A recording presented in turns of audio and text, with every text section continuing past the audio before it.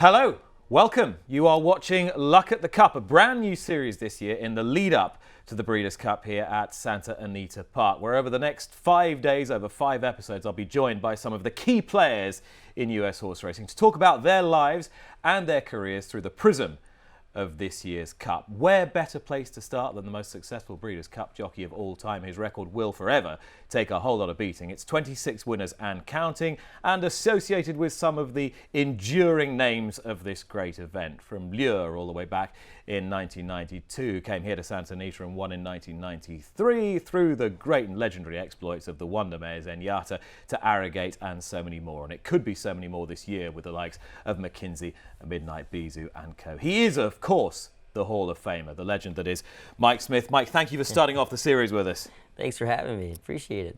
And you're in good form. This year finds you in good form and happy and settled and looking forward to a Breeders' Cup again. Got some really live horses coming in that I'm really excited about. I feel great. Things are going really well. They're doing really well, which is the important thing, and really looking forward to it. We've spoken quite a bit this year. We spoke in Dubai for my racing TV show, Luck on Saudi, and you seemed a very happy, settled man in yourself at this point in your career. Would that be fair? Very fair. Just recently married. It hasn't been a year yet, and things are going well, and my career is going great, and staying healthy. I thank the Lord, and still blessed with the opportunity of riding some really, really great horses. So we're really excited. I was taking you back to Lure in 1992, and I just had a little jot down of some of the names that were in that race. And behind you, Pat Day, Michael Kinnan, Eddie Delahousse, Ray Cochran, Kent Desormeaux, Corey Nakatani, Freddie Head, Jerry Bailey, Patrick Valenzuela, and Chris McCarron. It's like a who's who of international jockeys. Do you look back on that and feel very fortunate to have ridden against some of those legends from the previous era? Without a doubt, yeah, it really is. It'd be like a young NBA player, I guess, getting the opportunity to come into the NBA and getting the chance to play with someone like Michael Jordan or Magic Johnson or something like that, or Larry Bird. All great riders, riders who I idolize to this day. So it's pretty neat that I was blessed to at least gotten the opportunity to ride with them. Who did you admire the most? Who were the people you really looked up to? Oh, geez, there were so many. Again, so many people that were involved in my career that I looked up to. But the one man that took me under his wing really early on would be Pat Day. At a young age, he really helped me out a whole lot when I first started. What was it about him that you admired? Everything about him, on and off the racetrack, to be honest with you. He'd overcome a lot of stuff in his personal life to become who he was, and he was just a brilliant man, brilliant rider. At the time was on top of the world. I think for most of his career, he was pretty much on top of the world, and just the way he handled himself and cared for horses and the way he rode them was just really intrigued me. I really liked his style, everything about him, and then kind of patterned myself after him and became very close friends with him, and he helped me out a whole lot. When you're 16, 17 years old coming up in this game, you could certainly go off on the wrong path pretty easy, and he helped keep me on it. How do you think he did that? Was it just showing by example, or did he sort of take you to one side and say, do this, don't do that, be careful of this, be mindful of that? A lot of it was through example, just watching him, just because you're such in awe of somebody, you watch everything they do. So the opportunity to be around him a lot, because I rode him just about everywhere. And then again, becoming close friends and getting the chance to speak with him on and off the racetrack, and kind of like a big brother, father figure to me. And I was just looking at that. He was the man who finished runner-up to you when you won your first Breeders' Cup race. Do you have a very clear memory of that? My very first one, yeah, I do. I really do. I remember going into the paddock and Shug McGahee, the trainer, being extremely confident in how Lure was doing, how he was training. And we were down on the inside, and he just said, just let him do what he does best. You're loaded today.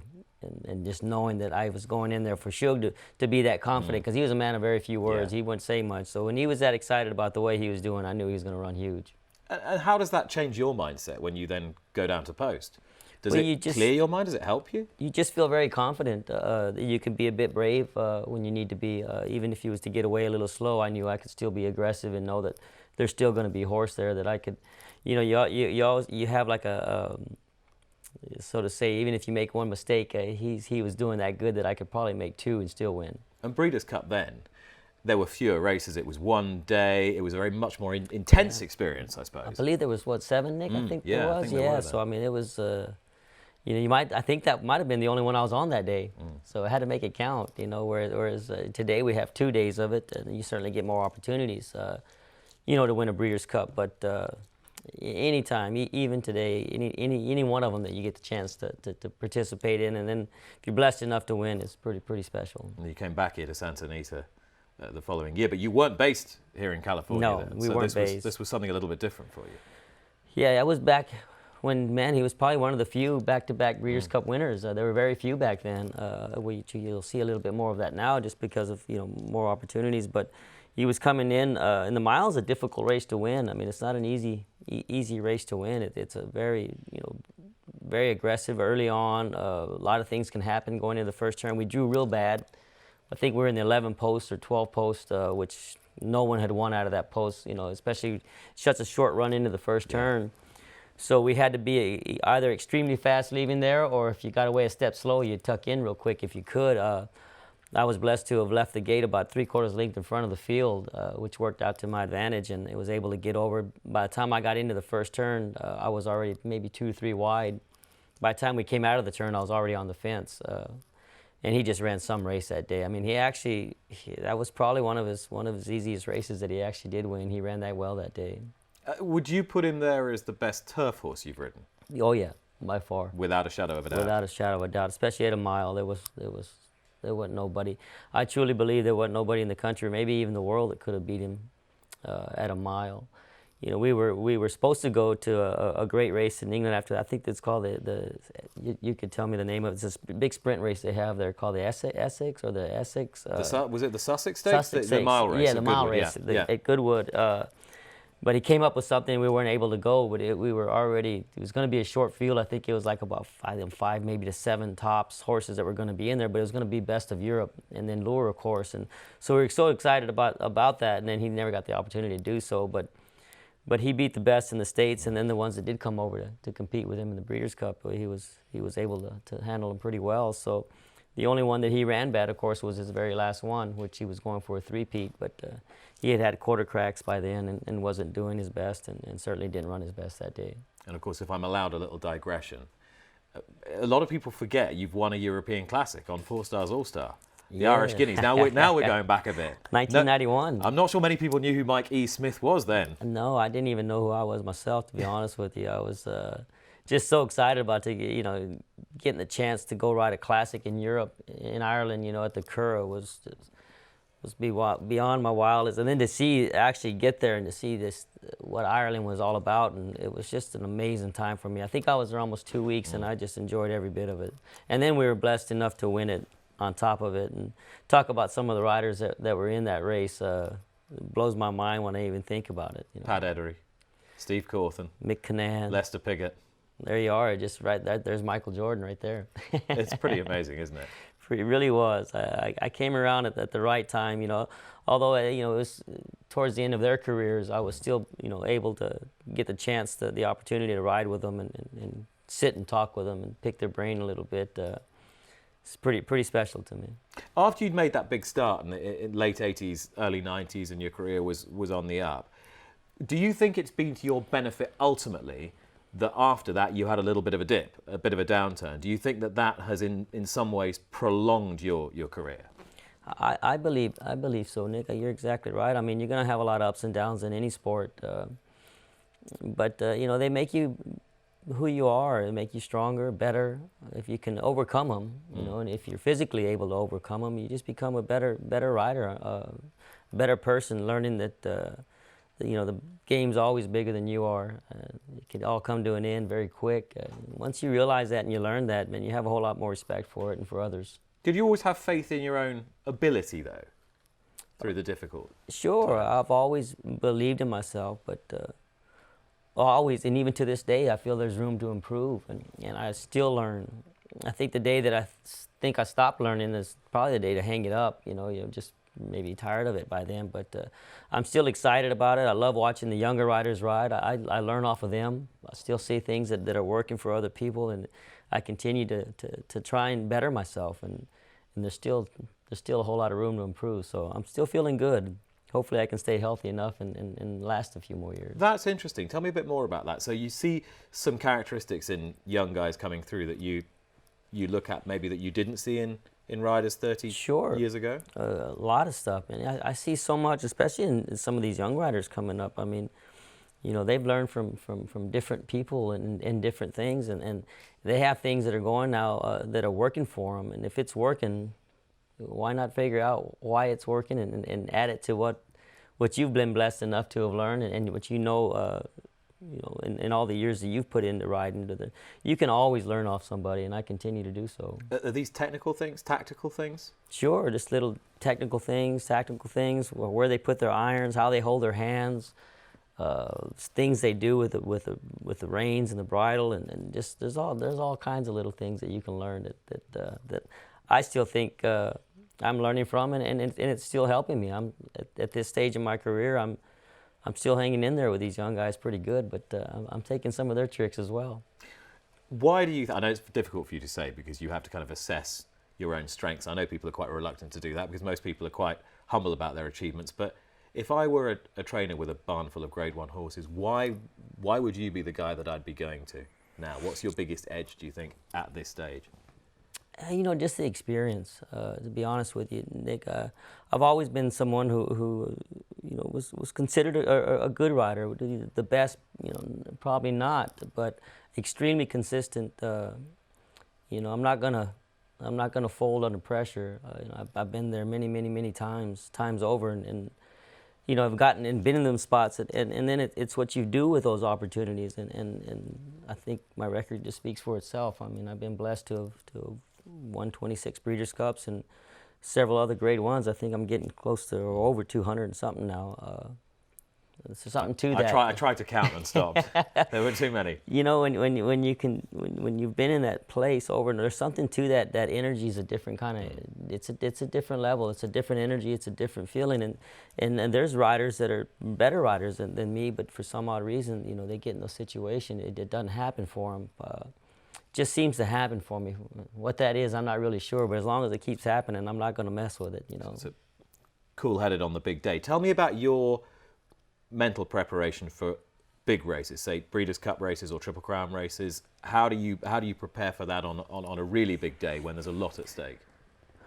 Besides doing all my homework on you know, the competition in the race, you know, where we draw on, how I think the race is going to unfold and play out physically, you know, I literally train for a big day. You know, I'm coming up for Breeders' Cup, you know, starting probably about a month ago. I really started getting to where, you know, I can compete with you with my hands tied or backwards or whatever it is I need to do. I'm going to be that fit.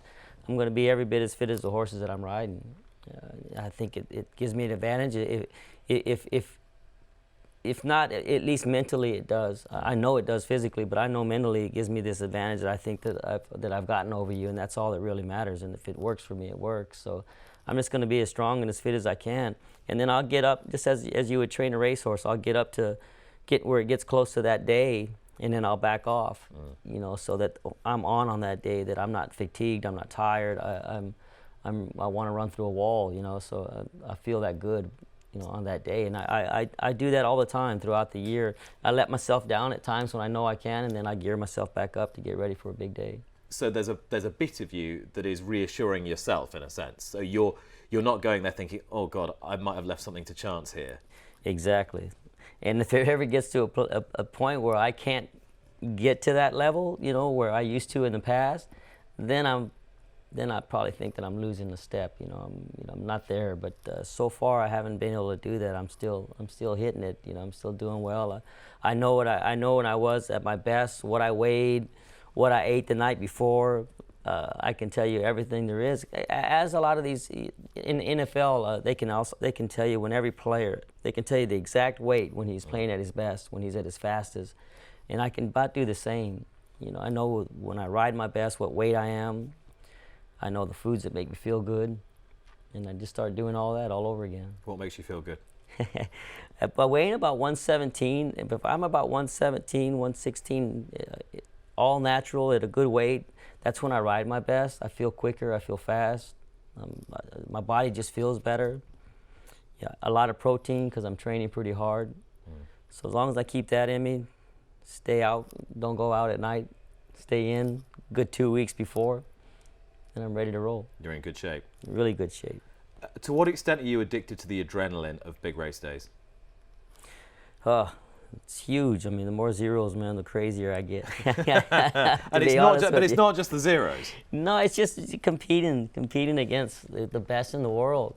So we're not only competing against the same people and horses and competition that we would normally have here at home. They're coming in from everywhere. And there's nothing like getting the opportunity to compete against the best in the world. And if you're blessed to come out, victorious, man, you've beaten the best in the world. You can honestly say that. When you moved your tack here to California, everyone associates you with being a California jockey now, but of course much of your early career was elsewhere and you did so well elsewhere. When you moved your tack here, how quickly did this feel like home? It took a while. Did it? I would say a good 5 years before I really felt that I fit in here and figuring out every place is different, different style, different types of racing and whereas back east, we in Belmont, races start out a lot easier, a lot slower the first part. We're here in California, you had to be very aggressive early on. They rode really tight out here. Tracks are a whole lot tighter, so they would ride tighter out here, stuff like that. Again, when I came out here, some of the greats are all still riding, so I got the chance to ride with all of them, which was just incredible because I got to do that on the East Coast as well, and everybody in between. So, it was really just kind of waiting your turn, really, coming out here, and it took me about good 5 years, and then all of a sudden I felt like I was a Californian. And not so long ago, you were the recipient of the Lafitte Pincay Award, Lifetime Achievement Award. Yes, and he said at that time you were just the sort of person he had in mind when the award was devised. That must have been quite moving coming from a man of his standing. Without a doubt. I've always have and still been involved with Lafitte. I think we all are as younger riders, man. He was just, he was bigger than big, man. He was an icon. And for him to say something about that about me, it's pretty incredible. An incredible charisma as well. He really is. He's just a wonderful man, and now I truly can call him a friend. I mean, we go out and we have dinner together, we hang out, get a chance to see him all the time, pick his brain, still do, and he's still in amazing shape. He's another man that I really looked up to that really got me into physical fitness early on in my career, and it's really paying off in the later years. If I had any advice to give any young riders, just start taking care of your body and start working out. You hit 40 and 50, man, you can still do this. You can give that advice to all of us, never mind whether we're riders or not. I think we could all do with taking that advice. Because you're here and you'd become a very popular rider here, as you say, after 5, 6 years, say 8, 9 years after you moved, you came across the great Mare Zenyatta, who is a folk heroine here, really. I know you've spoken quite a bit about the 2010 Breeders' Cup, which we'll come to in a minute, but when she won the Classic here at Santa Anita, had you ever witnessed anything like it before or since? Not even close. We've all seen some great races beforehand and a lot of great races afterhand, but that was a race where I truly felt like even the competition was rooting for her. I mean, it was incredible. There were other trainers that didn't even train her and owners that were literally had tears in their eyes. They were so excited about her. I mean, and the grandstand was they would just giving her encore after encore. It seemed like for a good 15, 20 minutes after the race. You could literally feel the ground shaking in California, and there was no earthquake, man. It was just her. It was just all for her, and it was pretty incredible. It'll go down as, if you weren't here, it's something you had to experience, but it'll, in my mind anyway, it'll go down as probably the best Breeders' Cup of all time. In terms of your personal experience for you?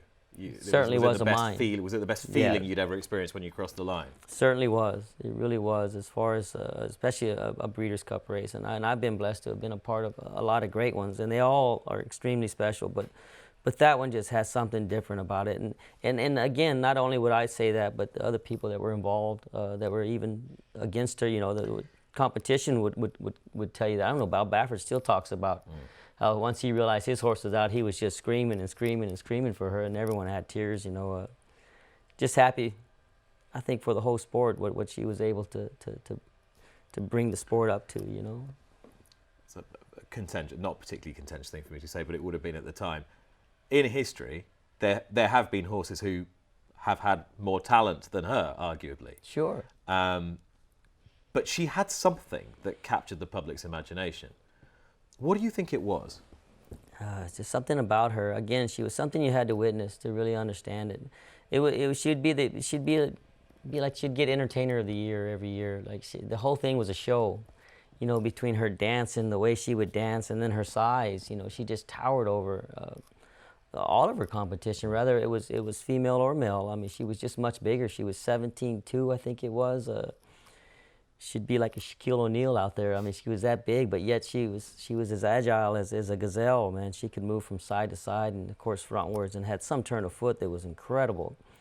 For her size, I've just never seen anything like her since, or have I been on anything that could move like she moved. Again, she was just gorgeous, man. She was pretty on top of it, and just the whole dancing, whole thing about her was just amazing. And then her style helped as well. She always came from last, so she always made it a dramatic finish, you know. Equine and human athletes are molded to an extent as much by defeats as they are by victories. And in essence, that 2010 defeat to Blame is that sort of defining moment in her career in many ways, and a defining moment in yours as well. And I know we talked about it earlier this year, but you were saying it's really only in the last couple of years that you've been able to look that in the face and stare it down and say, it's still all hard, right, but I'm okay with it now. I've kind of reconciled myself a little bit. I could do it without breaking into tears now, whereas before. It took a long time, Yeah. Nick, it really did. Just because I felt that I let her down. I think she showed in that race how great she really was. It might have been her best race ever. Besides winning the race the year before, you know, to come back from what was it, anywhere from 15 to 20 lengths back, and just to bring it up to a nose, if even that far, to a wonderful, great horse in Blame, was just incredible. You know, people say, well, what would you do over again? I said, I don't know. I just like the opportunity again, because I know if I did the same thing, that the outcome's going to be the same. So, you know, I know that she was talented enough to win. It just wasn't meant for us on that day for whatever reason. You know, a lot of different things kind of went wrong all at once, and she was able to overcome all of them except that far, you know. Would you give any of the 26 back to have that one? You know, I used to say yes, but now that the time has gone on, probably not. Because, man, there was a run that it was just incredible. You know, each and every one, it was just a build-up to get to that one. And although, yeah, maybe it would have been, I might not be sitting here now, though, if she would have won. My career might have been over, you know. Honestly, I know what you mean. I probably would have just called it a career and look what I've been so blessed to have gone on to do. Within that short amount of time since 2010, I've won a Triple Crown, which is incredible. I mean, I can't imagine, you know, that if she would have won, what would have happened. I think things would have been a whole lot different. So that defeat almost left a little void there for you that you then needed to fill with more and more success. It's funny, but isn't that the way things work? It really is. Because I honestly think that if she would have won, I think I'd have just walked away with her. Incredible. So. Well, aren't we grateful in many respects? I know I am. that she didn't. For the moment, I know you're going to stay with us because Carla Gaines and Peter Eurton are coming on, both of whom you've ridden loads of good winners for. Yes. But for the moment, Mike Smith, thank you very much indeed. Thank you. Thanks for having me. Mike Smith, a man who enjoyed so many great days with Arrogate and with Zenyatta and with the dual Breeders' Cup winner Lure and with all the other amongst his 26 victories in the Breeders' Cup, and he can look forward to so many more this year. When you rejoin us, I'll be joined by the woman who became only the third woman to train a Breeders' Cup winner back in 2009, Carla Gaines.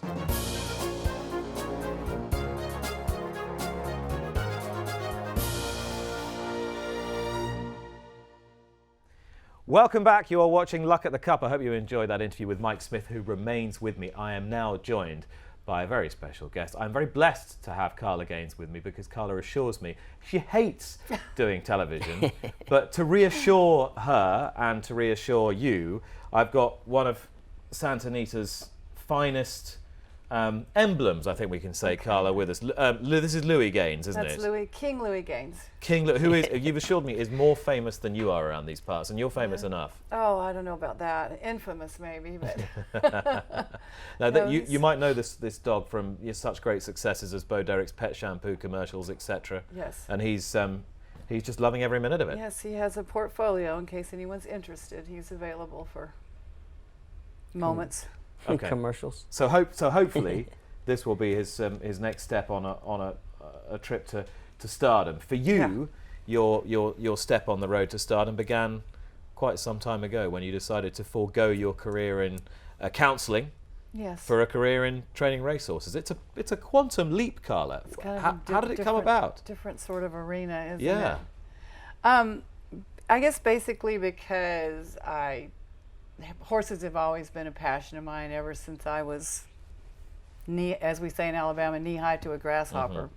Always riding horses, always loved them, and but pursued a career in social sciences, psychology, sociology. That was a great interest of mine, I guess, until I kind of actually got out in the real world and experienced some of man's inhumanity to man. And I take things real seriously, so I just kind of wanted to take a break from working with, I was working with kids in trouble, a lot of trouble, and just wanted to go ride for a while, go back to what I love doing, and never went back. I find it quite fascinating because you're being pretty modest. You were very highly qualified. You had a postgraduate master's degree in counselling. That's right. And as you say, you were dealing with people who were pretty seriously troubled. Yes. I find it quite interesting the effect that animals can have on the troubled human soul, if you like. And that's obviously something that you must have considered during that time when you were dealing with people who had a lot of difficulties, and you yourself were finding a bit of a release with the horses. Yeah. So for sure. I couldn't wait to go out and ride my horses after a day's work, for sure.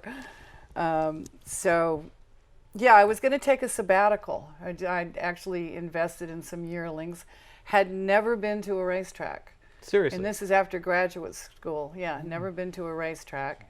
But I had some friends that I'd ridden show horses with, and they had bought a group of yearlings to resell as 2-year-olds. They were going to a farm down in the middle of Louisiana to break them, a place called Rosalie Plantation, if you can imagine. And it just sounded wonderful to me. I really wanted to get away from people. So, yeah, it was a fun experience. So in that year, the first racehorse that I ever sat upon was a horse called Jose Ben. I broke him. And very good 2-year-old. Pardon me? Very good 2-year-old. Yeah, he was one of the best 2-year-olds in the country that year. So this little girl from Alabama going to Louisiana, breaking these cheap yearlings to resell as 2-year-olds. I broke one of the top 2-year-olds in the country, so now I'm like, hey, I'm good at this. No, but in all seriousness, the bug bit me, so I never went back to counseling after that. What made you come to California? Weather. Simple as that? Simple as that, weather. Spend a winter in Louisiana and you would do the same. What's a winter in Louisiana like? Driving rain and snow, and ice for sometimes every day for 3 weeks in a row. And we would have to go out and ride in it, I remember Alice, I don't know if you know Alice Cohn, but very good friend of mine who's still training horses in Kentucky.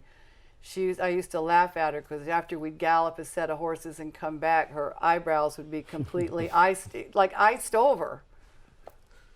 So it was miserable. It made sense to come here. And did you fit in straight away? Because Mike and I were chatting before the break, and he said it took 5-6 years for this to really feel like home, to really felt like he belonged here. Was it the same for you? No, not so much. No, I took right to it. Duck the water. And how hard was it to establish the business and get the horses, get the owners, get the long-standing patrons? Yeah, that's an interesting story too, in that, I actually started out in sales. I did a lot of work in the 2-year-old and training sales, because that's what I had done back east. And I'd worked the yearling sales, Saratoga, Kentucky, so I was real familiar with that. And so I sort of gained ownership in training racehorses from the sales. And because I didn't know anyone. So people were quite then happy to take not a chance on you, but to give you a chance. To give me a chance, yes. And some of those clients I have to this day. And as a woman in a man's world then, unfortunately, it remains the case now in many respects. There are far too few women who are licensed trainers in the United States. Did that make it inherently more difficult, or did you never see that as an obstacle? I just never saw it as an obstacle. I guess I was not paying attention. That's great.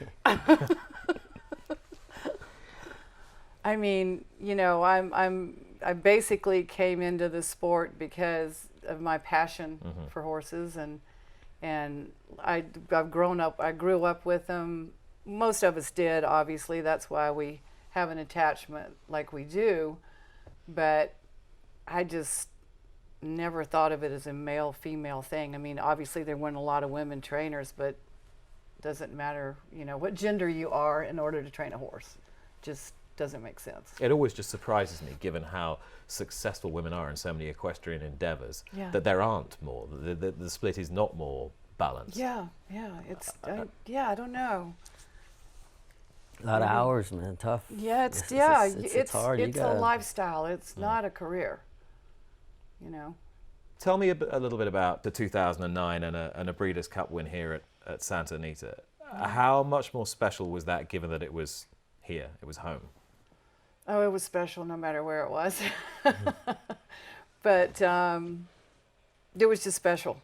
Didn't matter where it was. And Danskin Silks was 25 to 1 to win the sprint. He was at least 25 to 1. Yeah, he was a Calbred, and it was all fun. And just tell me a little more about the day, your expectations going in and the... Well, my expectations going in were not... didn't have high expectations by any means. Actually, the owner of the horse, if I can be, honest, I tried to talk him out of it because he didn't have a lot of money. He had to put up the entry fee. It was a strong race, very strong race.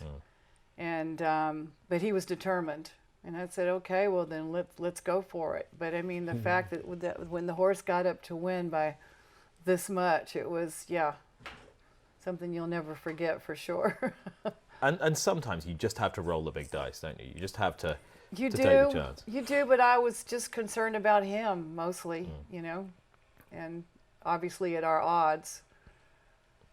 But it came to fruition, so that was exciting.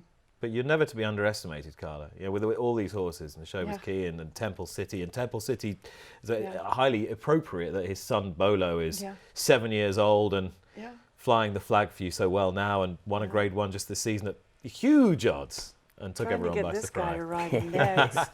Well, because you won the Arcadia on him, didn't you? Yes, I've ridden him several times. He won quite a few races on him. I'm going to get after your agent. I might not have rode him that good. She did. He rode him very well that day. But Bolo's always been a horse that Carla and I as well have always never felt that he's really reached his full. There's a lot of talent there. We've always thought he was really talented. We've always thought he could beat these Grade 1 horses, given the opportunity. He almost did a few times. And now he jumped up and got the chance to do it, and wouldn't shock me again if he pulled something like that off. He's that kind of horse. When he can get things his way, he's a big, strong, powerful horse. It'll take a lot to get by him. And for you, I mean, obviously you ride for these big powerhouse stables a lot, but how much satisfaction does it give you to ride for sort of medium-sized stables like Carla's and deliver them really significant pattern race victories? Does that give you even more of a kick in many respects? I wouldn't necessarily think more of a kick, because I don't think any more or less of her than anyone I ride for. It's all about the horse, and when she has him right, I know he's going to run big, and it's about getting that chance to win that race for everyone involved. And whether you're the trainer that's won 10 or 15 of them, or one that's won the very first one, although it's pretty neat to see the excitement on anyone's face that's gotten the chance to pull one off. But they all mean the same for all of us, I believe. Rather it be her giving an opportunity to a young rider that's never won one, or me that's been blessed to have won several. So Yeah. I think it feels the same, doesn't it? Yeah. How hard is it to secure his services? Not easy. No, it is It's- easy. Though the last time not last race, not Del Mar, but the previous time, tried to get you to ride him when Flo won on him. Yeah. And I don't even think you ended up riding the race. I wind up not riding the race. Something Yeah. happened. I don't Something remember happened to his the horse, exact so. the exact story, but I was Yeah, supposed I to better ride. I was supposed to ride. I think it was a horse from Mandela, I believe. I'm not sure. Yeah, But we won't discuss that. I was his biggest cheerleader. I'll tell you that. I was yeah. cheering for him. But the Bolo story is not complete, is it? It is No. not complete. What do you think the No. next chapter is going to hold for him? He's going to win the City of Hope. Excellent. Is that the next race? Yeah. I believe it is, yeah. Well, And he's then going to just- run well in the City of Hope. We missed quite a bit of time with him after the race here for just stupid reasons, and so we just kind of gave him a run at Del Mar. So that makes him look not so interesting, but he was, I mean, like Mr. Brackpool said, Carla, we have a 7-year-old gelding who doesn't really take to all racetracks, so you really want to ship him somewhere, just give him a race. So that's kind of what we did in Del Mar. Use the race as a workout. So all So- systems go for the rest of the season. Yes. He's just not quite as happy there for whatever reasons. He's not a surfer guy. He prefers he's more of a city guy. He likes to be back here in the city. We know another horse who was a bit like that, don't we? Certain Arrogate. He was definitely not a Arrogate. surfer. Didn't care for Del Mar for whatever No. reason. Some horses just don't like different places, and he was one that didn't like that surface. And his Bolo, although Bolo's won there before, and Arrogate won there as well, I would never Not say as- that they were their best races. No. They both no. ran their best races probably here. Yeah, this is Bolo's course. He does love this course. He didn't even like galloping down there and that stuff. Some horses I just mean, don't. Not bashing the track. It's just he's got big old flat feet, and he just kind of plows around in that dirt, and yeah. So Well, we shall be keeping our eyes open for him for the rest of the season. Carla, for the moment, thank you very much, and thank you, Lou. He's been immaculately behaved, hasn't of he? course He's so good. He's very well behaved. Look at this, and a complete ham for the cameras as well. Mike and Carla are going to stay with me when you rejoin us after this break. My third and final guest on this first instalment of Luck at the Cup 2019, a man who tasted his first Breeders' Cup victory here at Santa Anita in 2016 with Champagne Room. He is, of course, Peter Eurton. See you in a moment.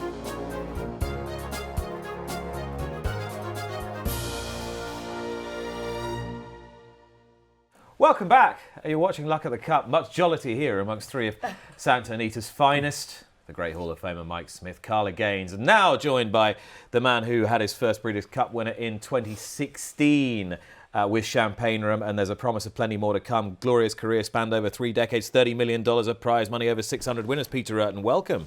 Well, thank you. And Glad you to be here. You were certainly saying to me you didn't feel you should be coming on. You felt it been going so well. You were worried about coming and spoiling the party. Not a bit of it. We've saved the best till last. I dare didn't I say say that, did I? Good. How's life going? How are you feeling? How are the horses? Is it all good? It couldn't be better. Excited about the weekend. Friday, Saturday. It's exciting stuff. And as far as this show is concerned, obviously talking to people about seminal experiences in their careers. How big a deal for you was Champagne Room winning the Breeders' Cup Juvenile Fillies?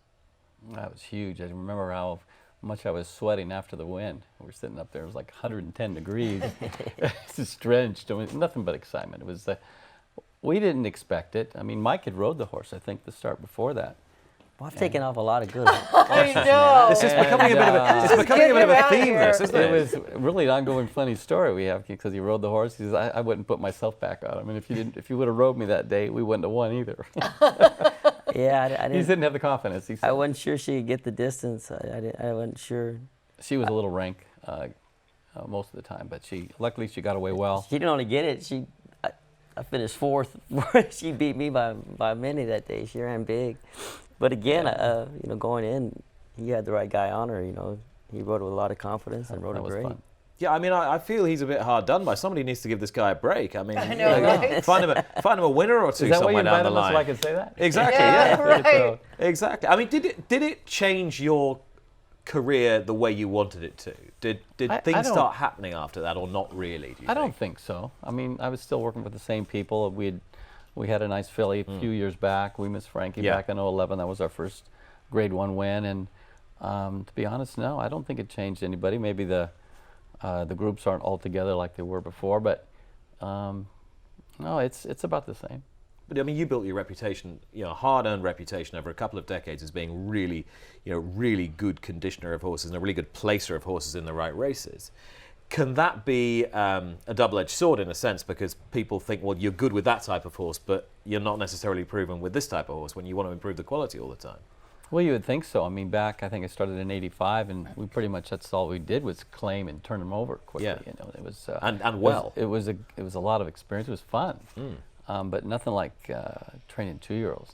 I mean, it's just a different gig altogether. You look forward every year trying to fill the pipe, so to speak, and find the younger horses because it was so much fun the year before. I mean, but it was a lot of experience before that, and now we get to kind of enjoy a little bit more. And so is that the thing now? Is it the quest for the next champion? It's the quest for the next star. It's a blank canvas on which you can paint something glorious. I think so. As Mike was saying earlier about how he's just the opportunities are there, and as long as the opportunities are there, you can keep going.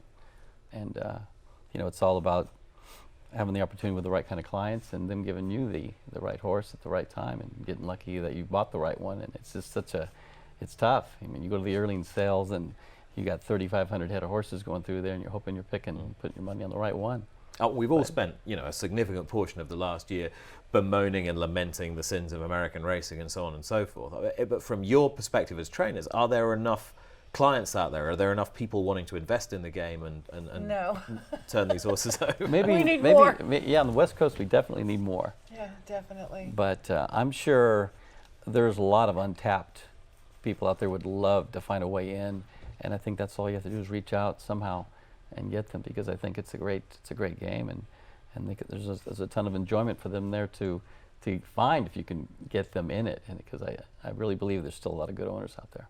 I read a great interview with you, Q&A, from a few years back, and you were asked, what's your ultimate goal in X many years' time? And you said, just to keep training racehorses. I just want to be turning up and training racehorses until I cannot physically do it any longer.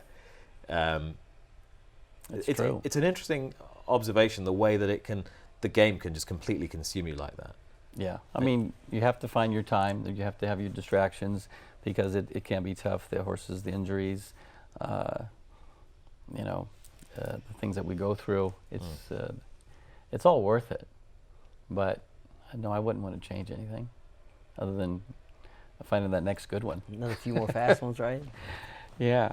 So what is it that makes you want to do that for forever and a day? God, have you seen anybody's face after they win a race? I mean, regardless of the type of race, just winning is exciting. Whether it's I get as much fun sometimes winning a claiming race, just going down there.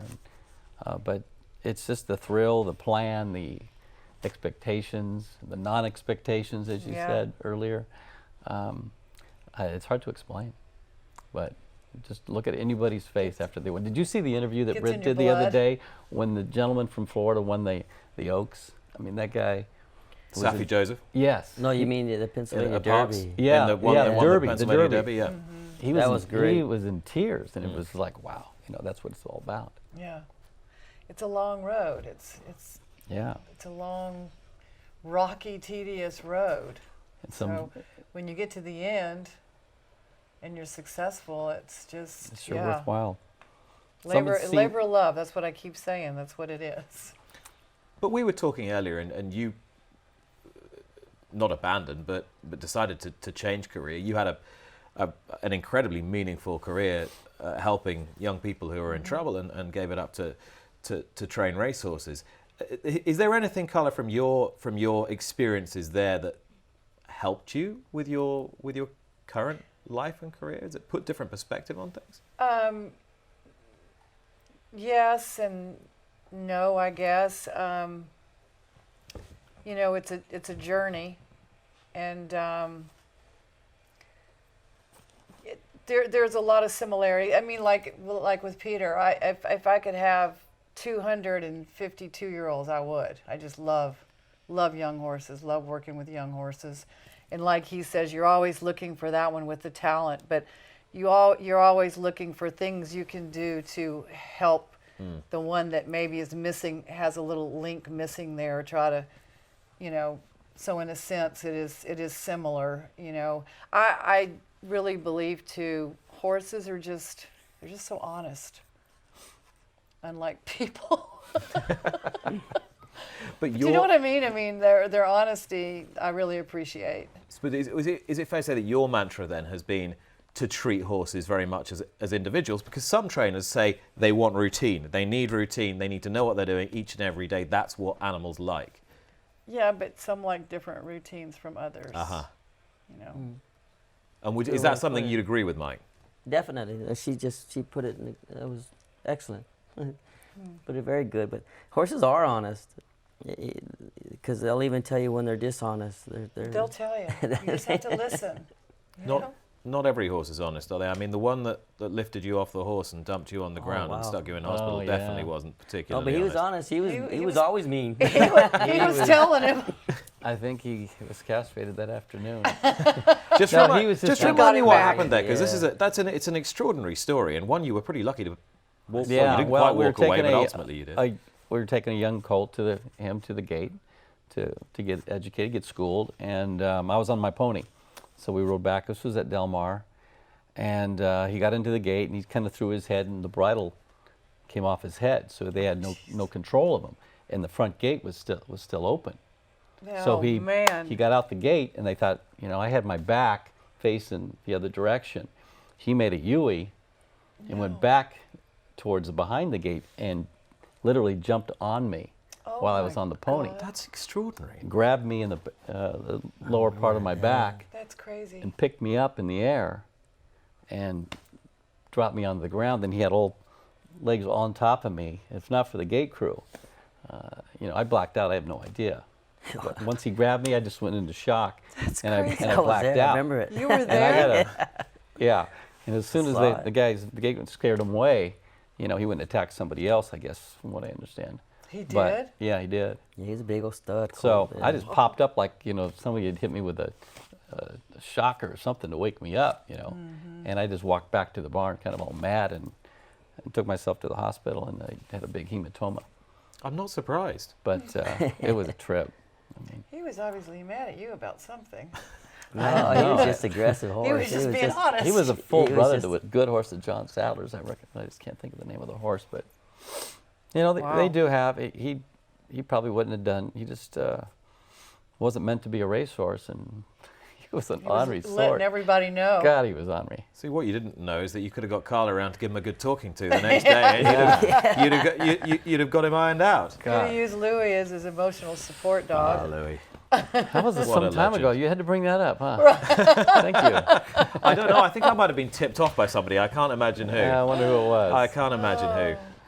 It's when you get a famous relative, or when your child becomes more well known, dare I say it, than you are. It must be quite a strange sensation. Well, she's already passed me by completely. But so, we're so proud of her, though. I bet. And you two work so well together. And Well, she's a thanks superstar. for taking her under the wing, too. I mean, Well, I think it's vice versa, to be honest with you. I think I know I who's... watched this whole show at Ascot, and that was just it was a fun thing to watch. You guys were great. My word, that is a labour of love. You watched all 22 hours of us, my God. We taped it, trust me. My wife would come home and we'd watch it from the beginning, zoom through the commercials, and just it was good. We have a blast, and you know the top hat can hide the receding hairline as well, so it all has some sort of advantage. What strikes me about you when I come to work in California, or all of you, is that you do have a great closeness. You know, obviously you're living in each other's pockets, you can get on each other's nerves occasionally, but generally speaking, there is a great sense of camaraderie around this place. And I sort of feel after the ordeal that you've all been through in the last sort of year or 18 months, it's something that you kind of need to play up a bit more, that this is a fantastic community, you know? And it is. It is. We tend to want to work together and get along. We have our issues, and sometimes when she breaks a horse into me when I'm working, I don't like it. No, I'm just kidding. Because I usually beat him. No. Usually beats me. But no, all kidding aside, it has been tough the last year and a half. But I think we're going the right direction. I think there's enough cause for optimism without being gung-ho. I mean, come on, Del Mar was awesome. The protocols are. I'm for them. I think they've done. Obviously, it's worked. I just hope we can get all the, owners and horses back and strong force, because, it's a great place to race. The weather, the weather's incredible. It is amazing here. Doing a lot of new things that are going to come up. The tracks are safe. It's just unfortunate with all the rain last year. Yeah, the weather was the biggest problem. And we spoke in Dubai, and you were right in the eye of the storm then, literally and metaphorically.